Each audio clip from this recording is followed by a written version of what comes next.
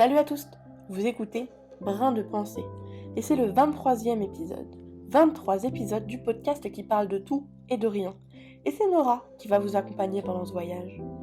Parmi les travailleuses que vous croisez tous les jours, il y a les chauffeurs de bus, celles qui vous emmènent au travail, à l'école ou occasionnellement chez le dentiste. On a tous, enfin quasiment, déjà pris les transports en commun. Pour parler de ce métier totalement inconnu pour la plupart des gens, j'ai rencontré Vicenti, un conducteur-receveur passionné par ce qu'il fait, plein de joie et d'optimisme. Chauffeur de bus pour le grand public, mais conducteur-receveur de son vrai nom. Les ombres du quotidien, conducteur-receveur. Salut Nora, je m'appelle Vicenti, j'ai 32 ans, je suis papa de 2 filles et mon métier est conducteur de bus dans la région d'Orient. Tu m'as pas dit, tu fais ça depuis combien de temps ? Alors moi ça fait 8 ans que je suis conducteur-receveur. Je vais t'expliquer pourquoi conducteur-receveur. Parce que conducteur c'est simple, on conduit. Et receveur c'est parce que en fait nous vendons des titres de transport et on reçoit de la monnaie. Voilà, le vrai terme de ce métier ça s'appelle conducteur-receveur. Après tu as certains réseaux où c'est que des simples conducteurs de bus. Parce qu'ils vendent pas de titres de transport. Est-ce que tu peux nous raconter une journée type dans ton travail ? Je vais te raconter ma journée de ce matin. Ce matin, j'ai commencé à 7h26. En fait, j'arrive toujours au dépôt 20 minutes à l'avance. Comme ça, le temps d'échanger avec les collègues, de regarder s'il y a des déviations sur la ligne que je vais faire. En fait, à savoir des déviations, c'est par exemple que la ligne ne prend pas un parcours habituel, en fait, parce qu'il y a des travaux, des manifestations. Alors du coup, je regarde les déviations qu'il y a sur la ligne, les différentes perturbations. Et après tout ça, bon, j'arrive 20 minutes en avance. Dès que c'est l'heure, comme là 7h26, je commence à aller vers mon bus. J'ai 7 minutes pour préparer mon bus. En fait, la préparation du bus, c'est remplir les papiers administratifs, le kilométrage du véhicule, remplir les différents dysfonctionnements. Après, faire le tour du bus, regarder la carrosserie, si elle n'a pas été rayée, si par exemple il n'y a pas eu des jets de pierre ou un feu qui fonctionne mal. Je fais le tour du bus. Et après, je regarde la propreté intérieure du bus. S'il n'y a pas de papier qui traîne par terre, s'il n'y a pas de siège qui est troué, ou s'il n'y a pas une dégradation à l'intérieur, pour que le premier client il arrive, il dise c'est propre. Et après ces 7 minutes de vérification, je pars du dépôt, et du dépôt, je vais à mon terminus de départ, là où je débute la ligne. Ce chemin, l'itinéraire que je fais, ça s'appelle un haut-le-pied, communément appelé un HLP. Et je me mets en ligne, et j'ai fait 4 tours. Avec des pauses entre deux au terminus, ça peut aller de 10 minutes à 20 minutes. Après ma journée, elle est terminée. J'ai fini à 14h21 et j'ai laissé le véhicule à mon collègue qui continue la suite. D'accord. Du coup, j'ai plein de questions déjà. Comment tu choisis ton bus ? C'est toi qui choisis ou il t'a imposé ? Non, c'est au dispatching en fait. C'est aux agents de maîtrise qui te donnent le bus en question que tu vas avoir en fait. Parce que il se peut que chaque bus reste sur telle ligne. Par exemple, sur une ligne. Par exemple, là aujourd'hui j'ai fait une ligne, ce qu'on appelle une ligne structurante, c'est-à-dire une ligne où il y a beaucoup de monde et il y a beaucoup de fréquences en fait. Une ligne principale du réseau, faut qu'il y ait 3 portes en fait à ce bus-là pour bien avoir fluidifié l'échange des voyageurs. Nous on le sait dès le matin quel bus je prends. La ligne, par contre, c'est toi qui l'as choisi ? Non plus, mais je connais mon planning à l'année. Moi je suis volant, c'est-à-dire que je fais toutes les lignes du réseau où je suis. J'ai le planning à l'année, je sais ce que je fais. Comme là, par exemple, au mois de mars, je sais ce que je fais. Je sais si je travaille ou pas et je sais quelle ligne je fais. Mais on n'a pas à choisir les lignes, quoi. Même s'il y en a qu'on préfère plus que d'autres, mais en fait, les lignes, les véhicules, c'est pas nous qui choisissons. Tu dis que toi, tu es volant, ça veut dire que certains et certaines font toujours la même ligne ? Alors, dans certaines entreprises, oui, il se peut qu'il y en a qui font toujours les mêmes lignes. Bon, ça, c'est la routine. Là où je suis à mon dépôt, non, tout le monde fait toutes ces lignes. Est-ce que tu peux refuser une ligne parce qu'elle est dite trop dangereuse ou que t'es pas à l'aise sur cette ligne-là ? Non, pas du tout, non. Ça aurait été bien s'ils s'arrêtaient à la carte, mais malheureusement, non. Après, il se peut que, par exemple, s'il y a eu une agression sur une ligne, ils peuvent nous la retirer temporairement, dire, écoute, tu t'es fait agresser sur cette ligne-là, tu vas faire d'autres lignes, en attendant que ça se calme, et après, on te remet dessus. Il y a beaucoup d'agressions dans ton travail ? Alors, pas dans mon réseau. Dans mon réseau, ça va, c'est calme. Mais dans d'autres réseaux, malheureusement, une pensée au collègue qui a disparu cet été à Bayonne. Et ça s'accumule dans d'autres réseaux. Et depuis le coronavirus, avec le port du masque, en fait. Le conducteur qui dit au client, écoutez, mettez le masque. Et ça part en litige. Ouais, c'est malheureux. Hein. Est-ce que tu t'es déjà perdu sur une ligne que tu connaissais pas ? Surtout au début, parce que maintenant tu connais la ligne, mais au départ, comment tu fais pour connaître la ligne et les arrêts ? En fait, c'est simple. Au début, ce qu'on te fait, on t'attribue un conducteur tuteur. En fait, c'est un conducteur qui forme sur les lignes, te montre les pièges qu'il y a. Par exemple, s'il y a un obstacle sur la route. Alors en fait, au début, tu es avec lui, il te forme sur une ligne. Tu fais que cette ligne-là jusqu'à temps qu'il t'en forme sur une autre. Tu feras pas d'autres lignes tant qu'on t'a pas formé sur une autre ligne. Par exemple, au début que je suis arrivé, on m'a formé sur la ligne A. Pendant 3 semaines, je faisais que la A. Et après, au dispatching, ils m'ont dit, c'est bon, la A, tu maîtrises, on va te montrer les autres lignes. Et j'ai appris les 6 autres lignes. Oui, c'est déjà arrivé que je me sois trompé sur un itinéraire, oui. Tu fais comment dans ces cas-là quand tu te perds? Alors, quand tu te trompes d'itinéraire, déjà, tu t'excuses au client. Tu dis, écoutez, mesdames et messieurs, je suis désolé, je me suis perdu sur les itinéraires.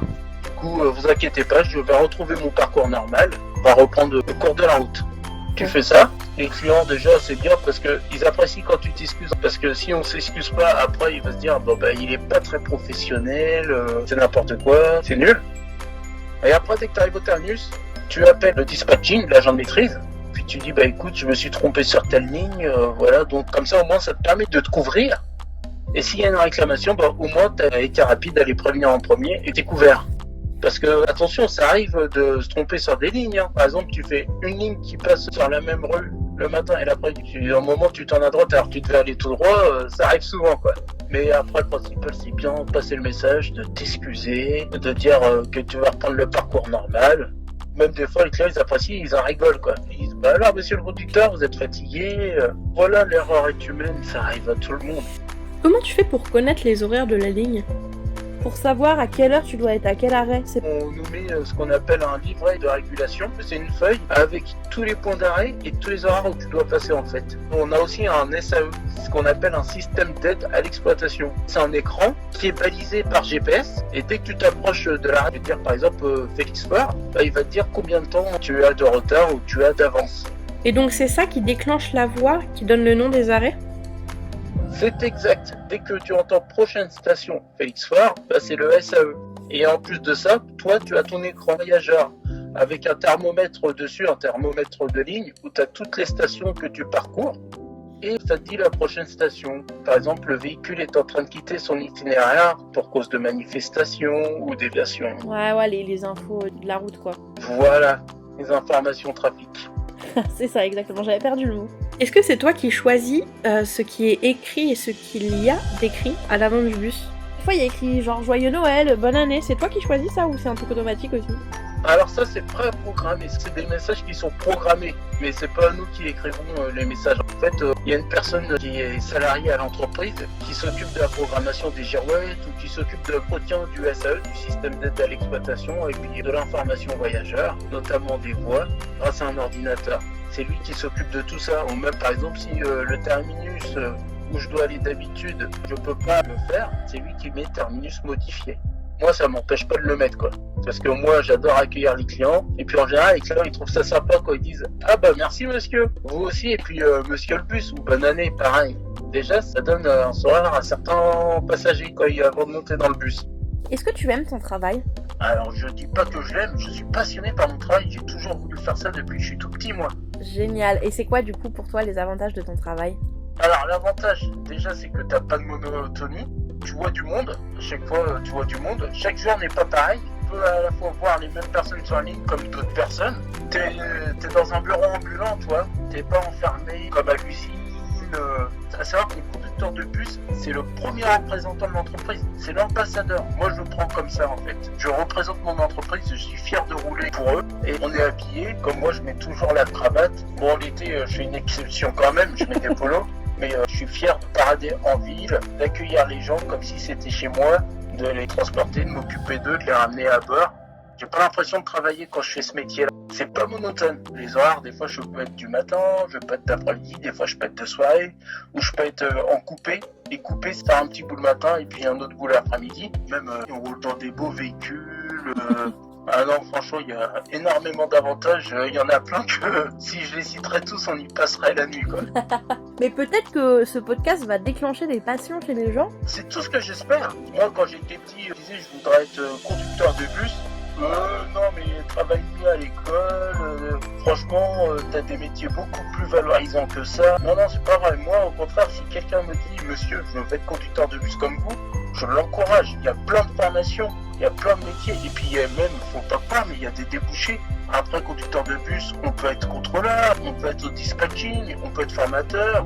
Bon, il n'y a pas de saut métier, mais conducteur de bus, ça a évolué. On ne peut pas empêcher une personne de paralyser son rêve, quoi. Faut toujours se battre. Aller à l'encontre des gens qui pensent le contraire. Comme le cliché, tu travailles mal, tu vas finir conducteur de bus.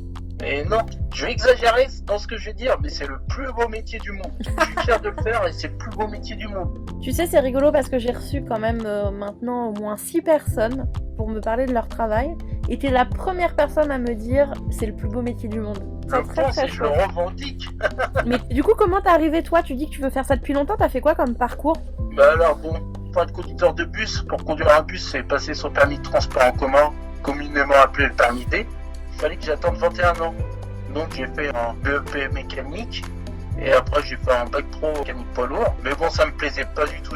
J'étais pas dans mon environnement, ça me plaisait pas. Donc du coup, j'ai attendu 21 ans pour passer mon permis.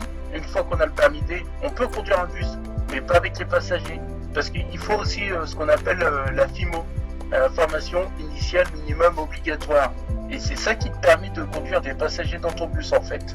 Après cette formation, tu as 5 semaines pour l'aperfectionnement à la conduite, pour connaître certaines lois et législations à propos du métier, quelques notions de mécanique, notamment aussi des nouveautés. Par exemple, là récemment, il y a une loi qui est passée que maintenant, chaque autobus, même chaque poids lourd, doit coller un autocollant pour les angles morts.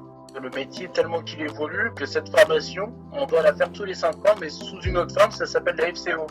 En fait, la première année qu'on passe, c'est la FIMO, et après, c'est la FCO, formation continue obligatoire. Désolé, j'avais oublié de préciser. Sans cette formation, tu peux pas conduire de personnes dans ton bus, en fait. Oui, il y a plein de formations qu'il faut faire tous les 5 ans, en fait, c'est juste une mise à niveau. Alors, le parcours que t'as fait, toi, c'est le parcours type? Voilà, c'est le parcours type, oui. Et la FIMO, donc, cette formation, tu l'as fait avec ton entreprise ou c'est un organisme extérieur? Eux, ils peuvent te la faire par le biais d'un CAP d'agent d'accueil de conduite routière ou d'un titre professionnel. Je me suis financé la formation moi-même parce que certaines entreprises peuvent te la financer tout ça, mais après tu dois rester tant de temps chez eux parce que sinon si tu parles de l'entreprise, bah, tu dois tout rembourser. Chose qui est normale parce qu'ils doivent former leurs salariés. C'est l'heure de la pause musicale. Vicenti a choisi Moyibi de Pépé Calé, un chanteur congolais disparu en 1998. Et il a simplement choisi cette chanson parce que c'est son idole.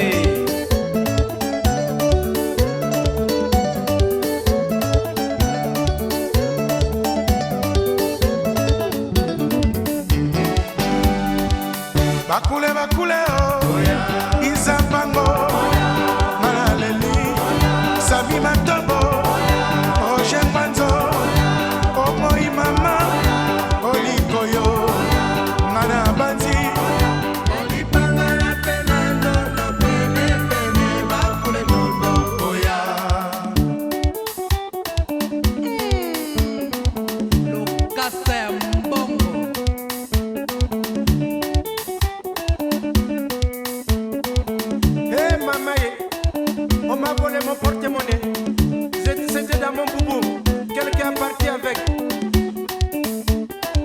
Je vous assure là, moi aussi, j'avais quelques sous là. On m'a même volé mon Weston. Ah, Banamai, il faut faire attention. Ah, ils sont là. Bazoka baba playa batu. Mama na bana, natika kaka mbongo wabo. Mutu mususu azadi te. Kaka ngana yona bana. Mbongo ikeyi wapi?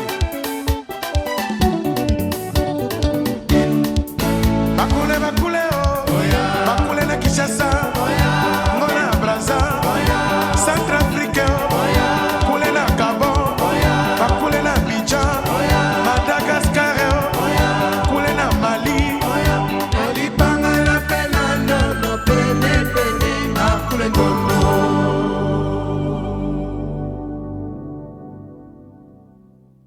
Depuis tout à l'heure, tu me parles de ta passion pour ton travail. À l'inverse, c'est quoi qui est le plus difficile? L'inconvénient, c'est que t'hésites toute la journée. Après, l'hygiène de vie, le rythme de la vie, par exemple, toi, t'es en repas décalé. Si tu fais les coupés, tu peux avoir un bon rythme de vie. Toi, tu peux manger à heure fixe. Par exemple, le midi, tu travailles pas sur le temps du midi et puis tu finis pas tard le soir. Mais que si tu fais des soirées, bah, tu manges à 22h ou 23h. Dès du matin, bah, tu déjeunes à 4h du matin. Bon, ça va, j'ai commencé à 7h, donc j'ai pu déjeuner à 6h. Mais des fois, oui, tes repas, c'est pas pareil. Ça dépend des services. Des fois, tu les prends très tôt, des fois, tu les prends très tard. Comme par exemple, la semaine prochaine, je commence à 12h52. Je suis à 20 minutes de mon entreprise. Bah, je serai obligé de manger à 11h30. Comme ça, à midi, je pars de chez moi. Il y a des gens qui te parlent beaucoup? Dans le principe, en fait, oui, il y en a qui me parlent, qui me disent bonjour, comment vous allez, tout ça. Mais après, j'évite d'engager la conversation parce que normalement, c'est fortement interdit de parler au conducteur. Pour l'image de l'entreprise, ça fait pas sérieux. Et en plus, le conducteur, il peut être perturbé. Par exemple, il parle, et puis il suffit qu'il y avait une personne à l'arrêt, bah, il peut louper ou créer un accident. Ça déconcentre. C'est vrai qu'après, voilà, ça pas très très bon quand il y a du monde. Après, c'est pour demander un renseignement, il n'y a pas de souci. Mais si un client vient voir le conducteur, il parle et puis après, il va faire la tournée pendant 8 heures, non, c'est pas très très conseillé. Je pense que l'entreprise, elle veut se protéger aussi pour pas avoir des conducteurs qui disent n'importe quoi et avoir des problèmes derrière, quoi. Voilà, surtout ça aussi, oui. Parce que tu disais du fait que t'es la première image de l'entreprise, mais effectivement, puisque c'est toi qui conduis les bus, donc du coup, c'est toi que les usagers vont en premier. Donc quand ils sont pas contents, c'est aussi toi qui viennent voir et qu'ils ont besoin de quelque chose, bah pour eux, tu es en fait le réseau de bus. Voilà, c'est ça, tu représentes ton entreprise, t'es leur ambassadeur, leur égérie. Comment ça se passe si t'as envie d'aller aux toilettes? Ah bah là, par contre, faut que t'attendes au terminus. Et au terminus, t'inquiète pas, tu as des toilettes. Alors pas tous les terminus, mais tu as des toilettes en général. Ouais, mais tu peux avoir des lignes qui sont longues, ça peut être long, non? Oui, ça arrive, mais ça va. Franchement, moi, pour ma part, je prends sur moi. J'ai toujours une bouteille d'eau. Ce que je fais, je bois pas, par exemple, au sens aller, là où il n'y a pas de toilette de terminus, je bois pas. Et au retour, bah, je bois. Comme ça, je sais que j'ai des toilettes. Mais par contre, si tu as une envie pressante et que tu es en retard en ligne, n'hésite pas à aller aux toilettes. Tant pis si tu prends 1 ou 2 minutes de retard, ce n'est pas grave. C'est ta santé, avant tout. Tu peux aller aux toilettes. Et puis après, tu repars de plus belle. Et puis même si tu pars en retard, pour bien même, vaut mieux être en retard qu'en avance. Car l'avance n'est pas justifiable et n'est pas... excusable? Ouais, que le retard, si. Ah d'accord, mais pourquoi? Ouais, vaut mieux qu'on soit en retard. Bon, pas non plus des 10 minutes, mais vaut mieux qu'on ait 2-3 minutes de retard. Comme ça, le client, il est sûr d'avoir son bus. Que si on passe en avance, le client, il regarde, bah, il n'a pas son bus, même s'il est arrivé à l'heure au poteau. Parce que c'est pas sérieux. Je vais te dire un petit secret, je vais te faire une confidence. Moi, quand je fais les derniers bus de la ligne, les derniers bus qui roulent et qui rentrent au dépôt, je pars toujours avec 2 minutes de retard. C'est de la conscience professionnelle. Parce qu'il se peut qu'il y a des gens qui ont fini le boulot et qui veulent rentrer chez eux. Bah, comme ça, au moins, ils sont sûrs d'avoir leur bus en toute sécurité. Par exemple, si le départ il est prévu à 21h02, je pars à 21h04. Parce que j'aimerais bien qu'on me le fasse aussi. Ouais, je comprends. Parmi les questions qui nous sont venues par Instagram, il y en avait une qui était « Comment vous faites si quelqu'un vomit dans le bus ?» Bah, ça m'est arrivé que 2 fois. Alors, en général, ce que tu fais, tu appelles l'agent de maîtrise avec le matériel embarqué, parce qu'on a une radio aussi qui est reliée aussi avec le SAE. Tu appelles, tu dis « Bah écoute, j'ai quelqu'un qui a vomi dans le bus » et tu fais intervenir une personne qui va te nettoyer le vomi en fait. Est-ce que vous êtes au courant quand les contrôleurs ils vont monter dans le bus? Et non, on n'est pas au courant. Parce que les gens ils disent est-ce que vous savez s'il y a des contrôleurs et ça non je peux pas répondre, je suis comme les clients, je ne sais pas. C'est pour être Non, sûr mais que vous quand vendez on- pas la mèche.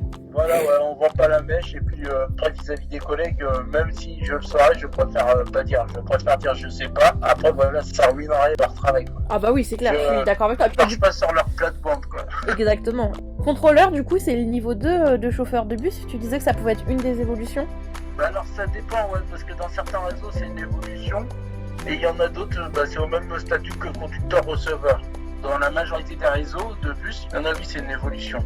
Ça te met la pression quand ils montent, les contrôleurs? Non, non, du tout, franchement, non. C'est plus par les clients qui disent ah monsieur, j'ai pas validé, comment je vais faire, vous pouvez. Ah non, non, non, ah, ça c'est plus de moi ça. Non, ça me met pas la pression, c'est mes collègues, y a pas de soucis. Ils vérifient les types de transport et puis ils informent la clientèle aussi parce que eux aussi ils ont un rôle commercial d'informer la clientèle.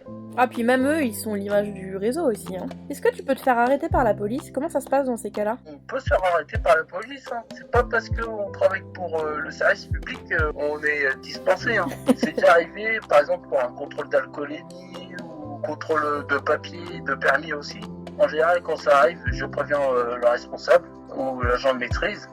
Et puis comme ça, après, ils sont au courant. Après, ils me contrôlent. Et puis après, voilà, je repars de plus belle. Normalement, il n'y a pas de raison. S'il y a une infraction et puis que, par exemple, on me sucre le permis, ça m'est jamais. Et puis j'espère que ça n'arrivera jamais. Mais je pense que je reste sur place. Et puis il y a un conducteur qui vient me relever et puis il continue. Puis après, tu es licencié, quoi. Parce que c'est quand même une faute professionnelle parce que tu joues. Ton permis, c'est un outil de travail quand même. Tu vois, t'as la clientèle en charge et puis même. Voilà, c'est ton gagne-pain le permis. Ça fait partie de ton outil de travail. C'est comme la boîte à monnaie, pareil ton uniforme, le permis c'est pareil. Et ou sinon on te met dans un autre poste où il n'y a pas de conduite et où ça ne nécessite pas de voiture.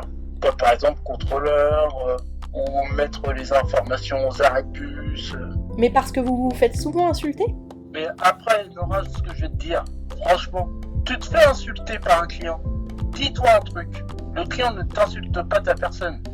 Il insulte juste le conducteur de bus, le service, le conducteur de bus. Il t'insulte pas toi.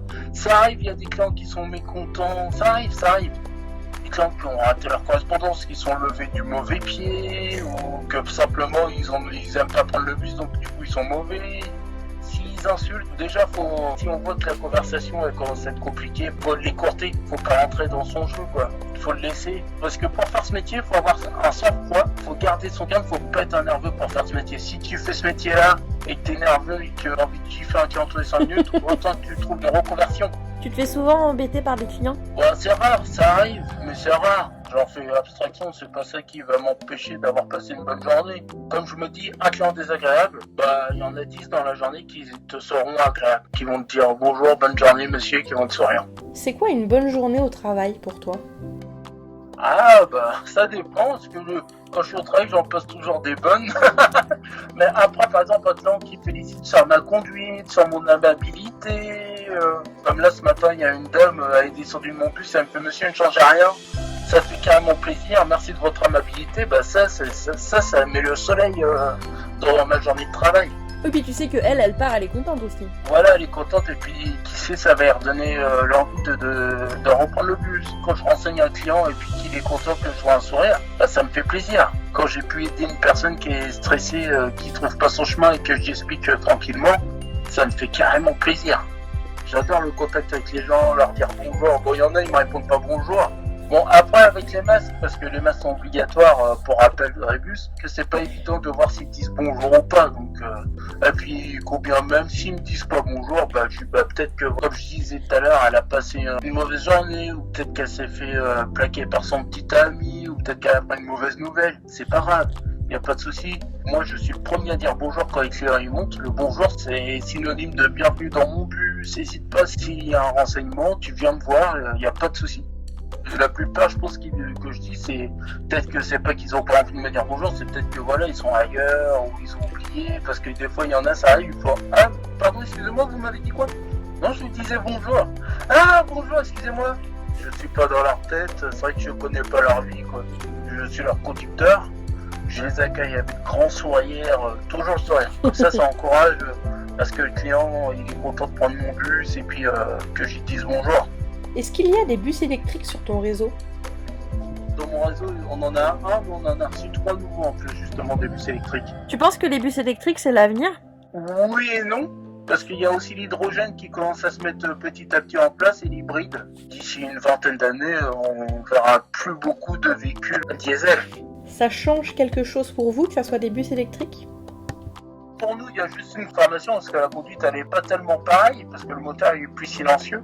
Et puis, certains véhicules électriques ne se conduisent pas comme des diesels. Après, on s'y habitue. Avant de terminer, est-ce que tu peux nous raconter une anecdote drôle sur ton travail, sur un truc qui s'est passé à ton travail un jour? J'en ai vécu pas mal en 8 ans. Une fois, il y a un monsieur qui était perturbé. Je conduisais un bus articulé. Et le monsieur il vient me voir et me dit « Bonjour monsieur, excusez-moi, je dois aller... Moi, je vais dire une destination comme ça. Je dois aller au centre commercial, j'ai un rendez-vous là-bas, je dois prendre quel bus ?» Je dis « Bah écoutez monsieur, faut prendre le bus numéro 2. C'est le bus qui est juste derrière moi. Vous prenez. » « Ok, merci monsieur. » Mais le souci, c'est qu'il monte dans le même bus que moi. Il croyait que c'était un bus. Et j'ai dit non, monsieur, c'est le bus derrière. Là, vous montez dans un bus articulé. C'est mon véhicule, en fait, que vous montez. Ah, pardon, excusez-moi. Au lieu de monter dans le bus de derrière, il montait dans ma remorque, en fait. Ouais, il a peu fait attention, quoi. Mais après, il a pris le bus qui était vraiment derrière moi. Une fois aussi, c'était marrant parce que moi, je suis sénégalais, donc ma couleur de peau, elle est noire. J'étais à un feu parce que nous, on n'a pas le droit de prendre des gens en dehors de la rue. Il y a une dame, une africaine, de couleur noire, elle frappe à mon carreau. J'ouvre, elle me dit, s'il te plaît mon fils, ouvre-moi. Bah, je dis non madame, je peux pas vous ouvrir, parce que si vous voulez, si vous vous blessez, bah, c'est pas ma responsabilité. Ah, s'il te plaît, ouvre-moi, le feu il est rouge, t'inquiète, t'auras rien. Je dis non madame, je peux pas vous ouvrir. Tu sais quoi? T'es raciste. Tout le but s'était mis à rire. Alors que voilà, on a la même couleur de peau, et je sais pas quelle nationalité elle était, mais c'est marrant, je suis raciste. T'as déjà eu des soucis que t'as dû régler comme ça dans ton bus? Alors, Dieu merci, non, j'ai jamais eu affaire à ça en fait. Puis même, c'est pas à moi d'intervenir. Je dois appeler l'agent de maîtrise et puis il envoie une équipe ou les contrôleurs. J'ai arrivé que par exemple, il y a des enfants qui embêtent un enfant, je dis bah écoutez, laissez-le, arrêtez de l'embêter, mais après ça s'est calmé quoi. T'es pas hyper indépendant sur ta ligne finalement? Ouais, non, franchement, c'est comme un animateur télé, il est sur le plateau, après il y a du monde en coulisses derrière. C'est pareil pour le foot, parlant footballistiquement. Il y a l'entraîneur qui est mon agent de maîtrise. Et puis moi je suis joueur de foot sur le terrain en fait. Ouais, je vois, moi je fais du théâtre, je comprends tout à fait ce que tu veux dire. Voilà, tu fais du théâtre, t'as le metteur en scène, t'as les coulisses et puis toi t'es sur le devant de la scène. On en revient à ce que le conducteur, c'est l'ambassadeur de l'entreprise. Qu'est-ce qu'on peut te souhaiter pour l'avenir dans ton travail? L'avenir, j'aimerais bien être formateur. Parce que comme je te disais tout à l'heure, s'il y a quelqu'un qui vient me voir et qui me dit je vais être conducteur de bus, je vais tout faire pour l'encourager. Et puis moi, transmettre mon savoir, mes connaissances sur le métier, mon expérience, ça me plaît vraiment. Par exemple, s'il y a des stagiaires qui viennent découvrir le métier, je serais ravi de les accueillir et de les guider, de leur expliquer. C'est déjà arrivé que des fois, je leur fasse vendre des tickets ou je leur fais ouvrir les portes. Justement, moi, j'aime bien quand le stagiaire il est inside. Et puis à l'avenir, oui, j'aimerais bien, par exemple, dès qu'il y a un nouvel arrivant, le former sur les lignes pour qu'il soit bien à l'aise dans le métier, dans l'entreprise. Tu parlais des portes là, c'est vous qui gérez l'ouverture, la fermeture des portes, etc. Ça dépend. Nous, on peut gérer l'ouverture et la fermeture, mais on a un bouton qui s'appelle Dev, du déverrouillage. Les gens ils peuvent appuyer sur les boutons pour ouvrir la porte eux-mêmes en fait. Par exemple, s'il y a trop de monde, ce que je fais, je mets le bouton déverrouillage et c'est eux qui appuient sur le bouton à l'extérieur du bus ou même à l'intérieur aux côtés des portes. Et bah super, je suis très contente. Est-ce que tu as quelque chose à ajouter? Pour tous les jeunes et les personnes qui se posent la question sur le métier, n'hésitez pas. Franchement, c'est un très beau métier, le plus beau du monde. Faire ce métier, il n'y a pas de souci. Une personne qui veut faire conducteur de bus, je l'encourage vivement. C'est ouvert à tous. Franchement, je conseille vivement de le faire. Et merci beaucoup, je suis super contente. Bonne soirée. Bonne soirée, merci toi aussi. Et encore bravo pour ton podcast aussi, quoi. Et oui, c'est déjà la fin de l'épisode. Le temps passe vite en bonne compagnie. Et recevoir Vicenti fut un plein de bonne humeur énorme. On se retrouve très vite pour découvrir d'autres métiers, parler d'art et de famille. En attendant, n'oubliez pas de vous abonner sur Spotify, Podcast Addict, Google Podcast ou encore Apple Podcast. Cela vous permet d'être averti à chaque sortie d'un nouvel épisode. Sur ce, à très vite et n'oubliez pas de laisser un brin de pensée dans l'espace commentaire. Est-ce que c'est toi qui choisis ce qui est écrit et ce qu'il y a d'écrit à l'avant du bus? Mais parce que vous vous faites souvent insulter?